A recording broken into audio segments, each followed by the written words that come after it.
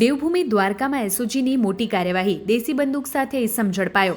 જામખંભાળિયા નજીક ગેરકાયદેસર હથિયાર સાથે શખ્સ ઝડપાયો। એસઓજીનો દમદાર એક્શન। સ્પેશિયલ ડ્રાઇવ દરમિયાન એસઓજી સક્રિય। જામગીરી બંદૂક સાથે આરોપી પકડાયો। એસઓજી ટીમે કેશોદ ગામની સીમ વિસ્તારમાં રેડ કરી આરોપી રાયદેભાઈ પૂંજાભાઈ પરમાર ઉંમર વર્ષ 55ને ગેરકાયદેસર દેશી બંદૂક સાથે શિકાર માટે ગયેલો ઇસમને ઝડપી પાડ્યો। પરવાના વગર બંદૂક રાખનાર સામે પોલીસની કડક કાર્યવાહી। દેવભૂમિ દ્વારકા પોલીસ એલર્ટ મોડમાં। ગેરકાયદેસર હથિયારો સામે કાર્યવાહીની તેજ કરી છે। આ અંગે આરોપી વિરુદ્ધ હથિયાર અધિનિયમ હેઠળ ગુનો નોંધી વધુ તપાસ માટે જામખંભાળિયા પોલીસ સ્ટેશનને સોંપવામાં આવેલ છે। જસદણના નાની લાખાવાડી ગામે ઘરની અંદર એલપીજી ગેસ સિલિન્ડર લીકેજ થતાં આગનો બનાવ। તાત્કાલિકપણે ઘટના સ્થળે ફાયરને બોલાવી આગ કાબૂમાં લીધી। 2 લોકો આગની અંદર દાઝ્યા। સારવાર અર્થે હોસ્પિટલે ખસેડવામાં આવ્યા। સંવાદદાતા મનીષ રામાણી।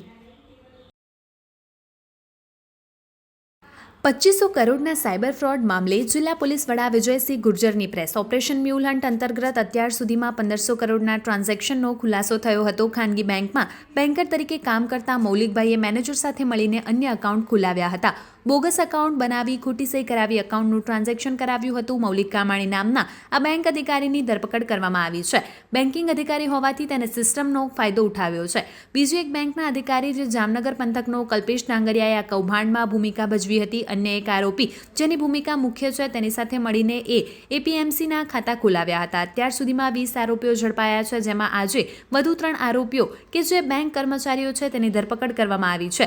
3 બેંક કર્મચારીઓની આજે ધરપકડ કરવામાં આવી છે। અનુરાગ બાલધા, મૌલિક કામાણી, કલ્પેશ ડાંગરિયા 3 બેંક કર્મચારીઓની ધરપકડ કરવામાં આવી છે। એરપોર્ટ ફાટક પાસે આવેલા સ્વસ્તિક સોસાયટી પાસે કાર ચાલકે બાઇક ચાલકને આડફેટે લીધો। જુઓ સીસીટીવી।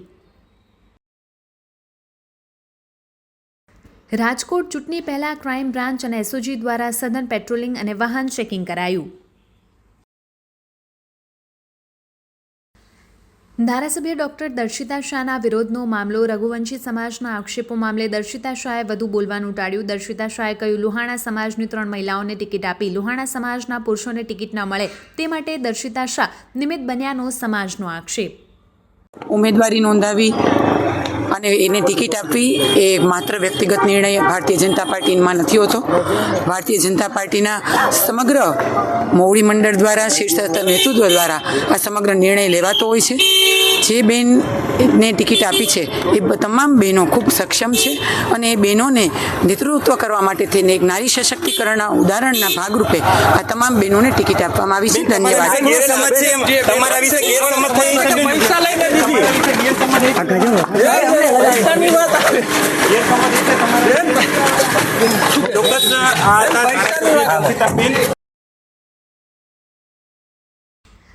રાજસ્થાન પચપદરા રિફાઇનરીમાં ઉદ્ઘાટન પહેલા લાગી આગ। રિફાઇનરીના એક એકામાં આગ લાગતા દોડધામ। 20 જેટલા ફાયર ફાઇટરોએ આગને કાબૂમાં લેવા શરૂ કર્યો પ્રયાસ। વડાપ્રધાન નરેન્દ્ર મોદી 21 એપ્રિલ 2026ને મંગળવારના રોજ કરવાના હતા ઉદ્ઘાટન।